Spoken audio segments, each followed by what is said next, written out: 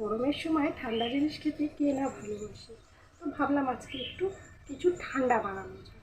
তো কী বানাবো, আমার আর আমার ছেলের পছন্দের মটকা আইসক্রিম। মটকা আইসক্রিম বানাতে কী কী লাগছে আমরা আগে সেটা দেখে নেব। কাজু বাদাম আর আমন্ড বাদাম, 1 কাপ পরিমাণ গুঁড়ো দুধ, 1 কাপ পরিমাণ চিনি, আর লাগছে 500 গ্রাম লিকুইড দুধ।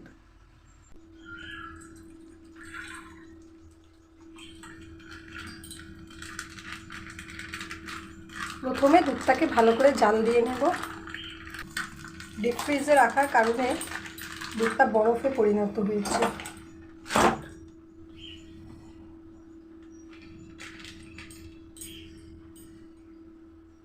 গ্যাসটা একদম কম করে আমি দুধটা জালের জন্য বসিয়ে দিলাম।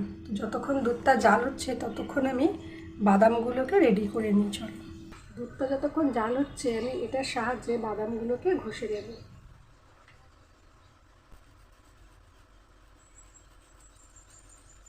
ঠিক এইভাবে।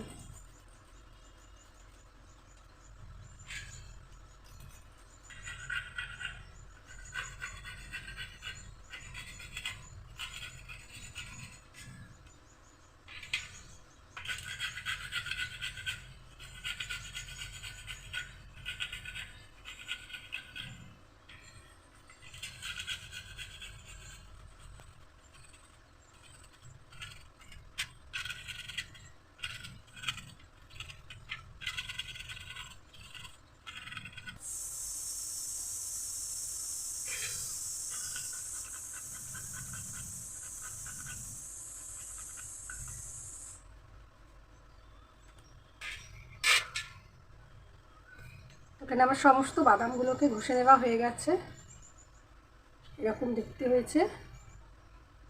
এবারে আমরা আইসক্রিমের জন্য দুধটাকে রেডি করে নেব।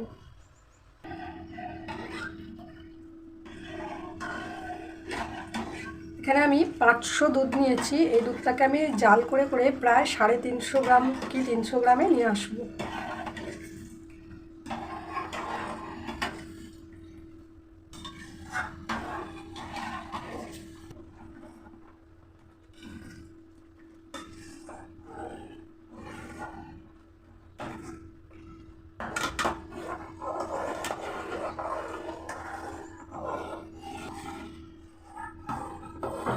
দুধটা কিন্তু এইভাবে অনবরত নেড়ে যাবে।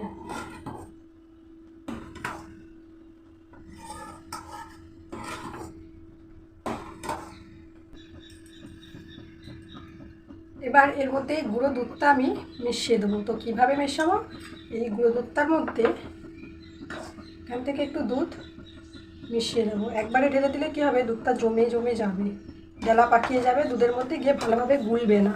তার জন্য খানিকটা দুধ ওর থেকে তুলে নিয়ে এটাকে আগে ভালোভাবে গুলে নেব।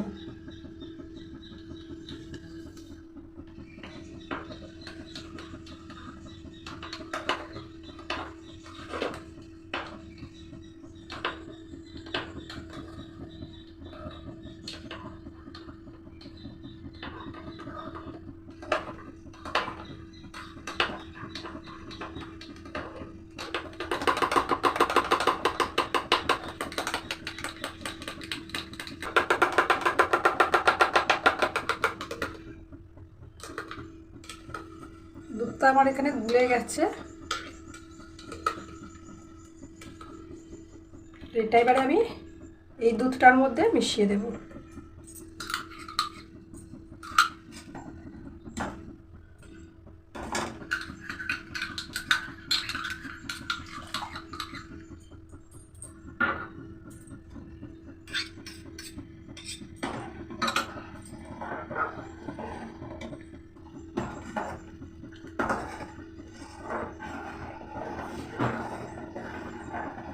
আবারও এইভাবে ভালোভাবে অনবরত নাড়তে থাকবো।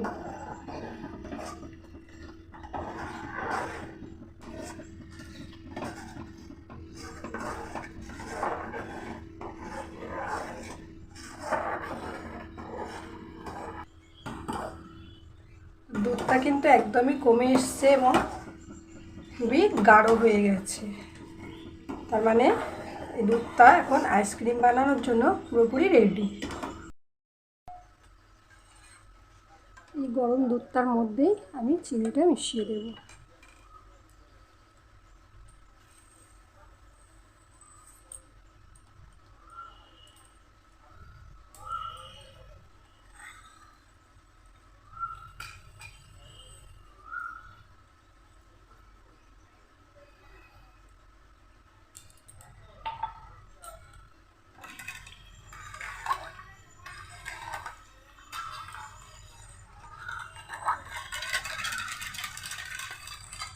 চিনিটা খুব ভালোভাবে মিশিয়ে নেব।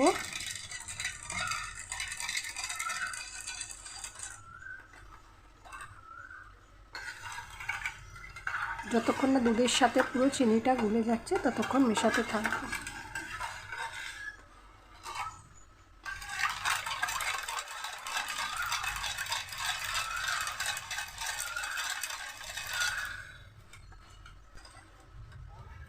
চিনিটা মোটামুটি গুলে গেছে। এর মধ্যে এবার আমি বাদামের গুঁড়োগুলো মিশিয়ে দেব।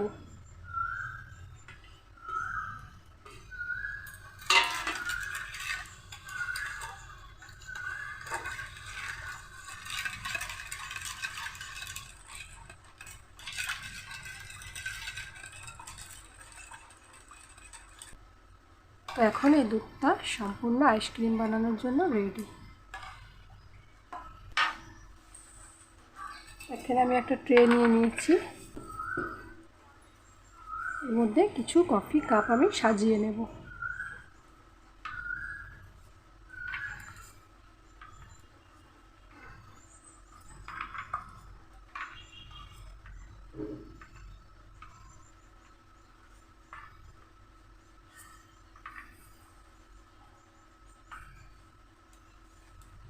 এবারে এই দুধটা আমি একে একে সমস্ত কাপগুলোতে ভরে দেব।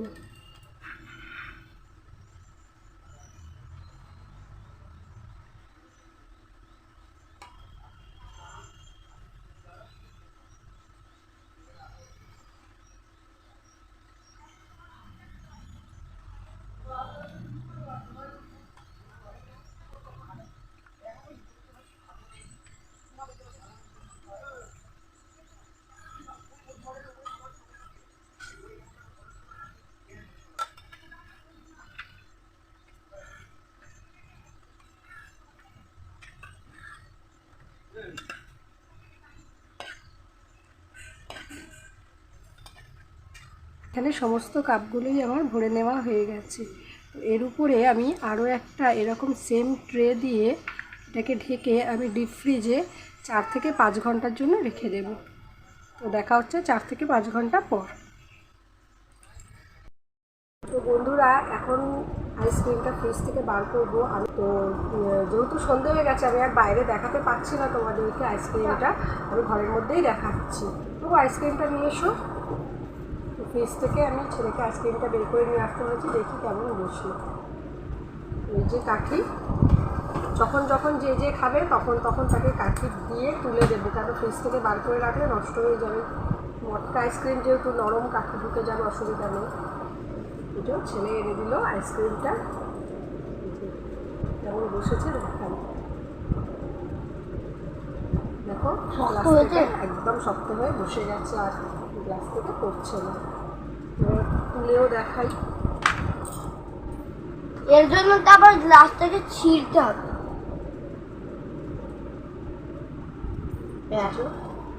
গ্লাস ছিঁড়তে হবে না, দেখ আমি কেমন বার করবো। না, তুমি কাটি বানিয়ে ও একদম পুরো মটকা আইসক্রিম। কেমন হয়েছে খেয়ে বলতো, কেমন হয়েছে বলো। ভালো খেতে। চলো আমি আসলে আইসক্রিমটা নরম তো, মটকা আইসক্রিম বেশি, কারিটা বেশি চেপে ঢুকিয়ে দিয়েছে, আর একটু হালকা করে ঢোকাতে হতো। কারিটা আর একটু হালকা করে ঢোকাতে হতো। আমিও একটা নিয়ে নিয়েছি। সত্যি ভালো হয়েছে রে, একদম মানে দোকানের থেকেও মনে হচ্ছে ভালো খেতে, না? সত্যি ভালো হয়েছে।